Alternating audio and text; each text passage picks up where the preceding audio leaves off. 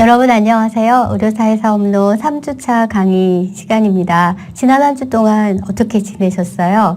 잘들 지내셨나요? 바쁜 하루하루 보내고 계실 것 같아요. 그래서 우리 강의도 새롭게 시작하게 됐고요. 그래서 의료사회복지에 관련돼서 우리가 1주차, 2주차 이렇게 수업을 했는데요.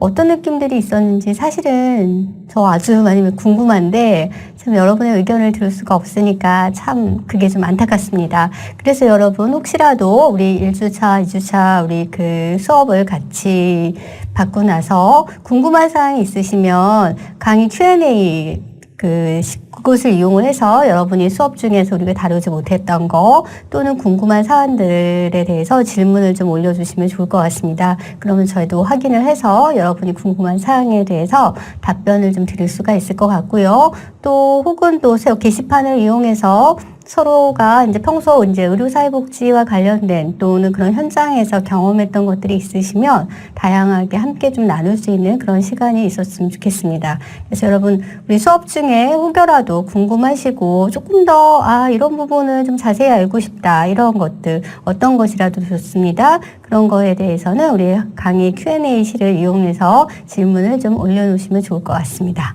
예, 이번 주는 3주차 우리 의료사회복지의 이제 기능 또 역할, 직무와 관련된 그런 내용들을 좀 다루게 될 거고요.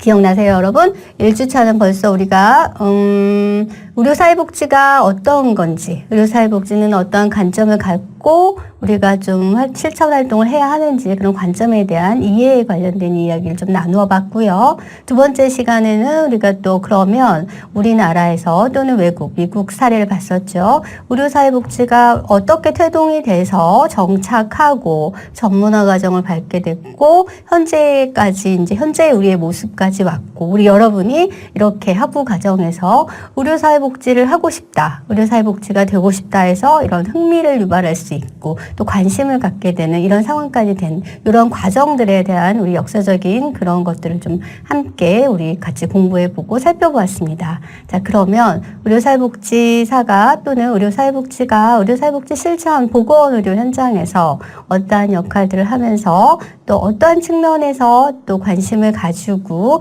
또 우리가 생각해보고 고민하고 있는지 그런 역할, 직무와 관련된 얘기를 이번 주에 함께 여러분과 좀 자세히 살펴보도록 하겠습니다. 앞에서 1주, 2주 때 나왔던 이야기들은요, 여러분 계속해서 반복돼서 나올 거고요. 혹여라도 잘 이해가 되시지 않는다 이렇게 하시면 고민하지 마시고요. 또 뒤에 가면 또 계속해서 좀 추가적으로 내용을 좀 다룰 예정이니까 걱정 안 하셔도 될 것 같습니다. 그리고 첫 시간에 제가 그 말씀을 드리진 못했는데요.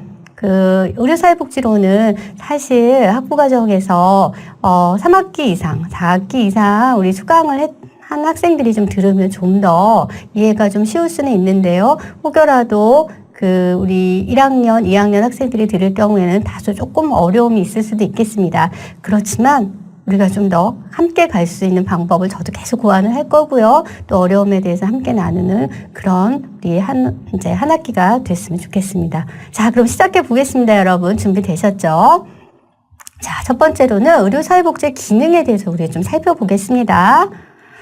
예, 이제 의료사회복지, 우리 반복돼서 우리 나왔던 얘기들입니다. 병원이나 의료기관이라는 환경이 있겠죠. 거기에서 질병의 의학적 치료와 함께 환자나 가족의 심리적, 사회적, 경제적 문제를 해결하거나 원조해 줌으로써 환자의 건강 회복 또는 재활을 돕는 총체적인 과정입니다.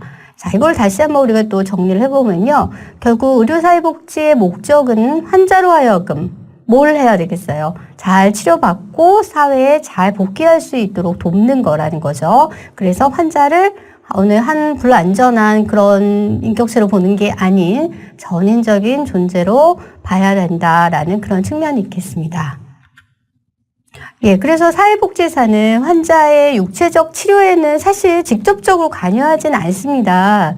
예, 그렇지만 개인과 가족 건강에 부정적인 영향을 미치는 그런 문제들을 이해를 하고 평가하고 그런 것들을 좀 제거하거나 좀 줄일 수 있는, 최소화할 수 있는 방법들을 함께 돕는 또 그런 것들을 개입하도록 훈련되어 있다라는 겁니다. 즉, 사회복지사만이 우리 이제 의료기관에서 병원 내에서 사회적인 건강, 육체적인 건강의 전문가는 따로 있죠. 또 육체적인 건강이 아닌 사회적 건강의 문제와 관련된 책임을 갖는 아주 유일한 전문가라고 할 수 있겠습니다. 자, 우리 두 번째는 미시체계 차원과 거시체계 차원에서 기능을 좀 살펴볼 거예요. 이 부분에 대해서는 우리 그 의료사회복지 2의 첫 강의 때도 미시, 거시, 중간 체계 이런 부분들을 우리가 한번 살펴봤었죠. 그거를 조금 잘 그 기억을 좀 더듬어서 이번 시간도 한번 살펴보겠습니다. 자, 미시체계 차원에서의 기능이라고 하면 사회복지사는 보건공급자들이 적절한 정보를 해석하고 표현하도록 함으로써, 즉 보건공급자라고 하면 여러분 누가 있겠어요? 의료진들이 대표적으로 있겠죠. 그들이 이제 누구의 정보를 해석하고 표현하도록 하냐면 환자가 갖고 있는 가정 환경이나 개인적인 여건 이런 것들을 잘 알 수 있도록 돕는 겁니다. 즉 의학적 진단과 이런 이제 보건공급자들, 의료진들이 의학적인 진단이나 치료의 기반을 잘 하기 위해서 환자의 가정 환경과 개인적인 여건 이런 것들을 잘 알 수 있도록 하는 차원이죠. 즉 환자가 갖고 있는 만성 질환이 있지만 그런 질병과 그 환자의 생활 방식과 이 연관성이 있고 그러한 것들을 어떻게 좀 더 바뀌면 이 환자가 재발을 좀 줄일 수 있고 치료를 좀 더 원활하게 할 수 있는지 이런 것들 의료진들에게 정보를 제공하고 그들이 이러한 것들을 잘 설명해 줄 수 있도록 하는 것을 의미합니다. 자, 거시적 체계 차원을 좀 살펴볼까요? 이 부분은 기관과 의료기관의 이제 협력 관계를 얘기를 하겠습니다. 지역사회 기관의 문제인데요. 그래서 지역사회 제공자와 이제 의료기관과 연계를 유지하거나 또는 특정 환자 집단 욕구에 대한 이해를 증진하면서 서비스 적응을 지원하는 것입니다. 대표적으로 우리가 이제 여기서는 퇴원 계획이라는 거를 좀 봤는데요.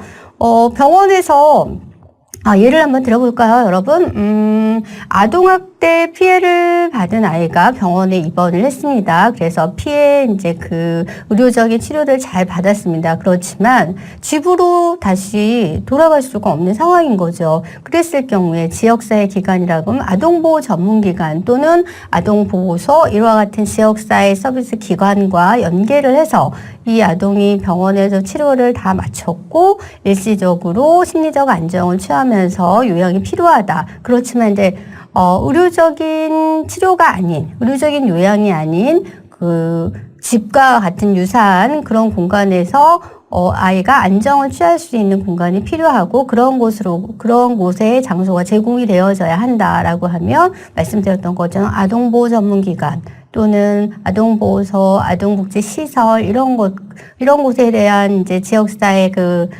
담당자들하고 연락을 하고 아이가 병원에서 퇴원을 해서 그쪽에서 지낼 수 있도록 하는 것을 의미하겠습니다. 즉, 아이가 이런 이제 아동학대 피해 아이가 치료가 다 끝났는데도 불구하고 갈 곳이 없어서 병원에서 계속적으로 입원을 유지해야 된다는 거에 대한 문제를 얘기를 하는 거죠. 이런 거에 대한 이제 퇴원 계획을 함께 이제 지역사회 기관과 이제 연계를 유지하면서 협력 활동을 하는 이런 것들이 이제 거시체계 차원에서의 기능이라고 할 수 있겠습니다. 우리 뒤로 가면서 하나하나씩 좀 더 자세히 또 살펴볼 겁니다.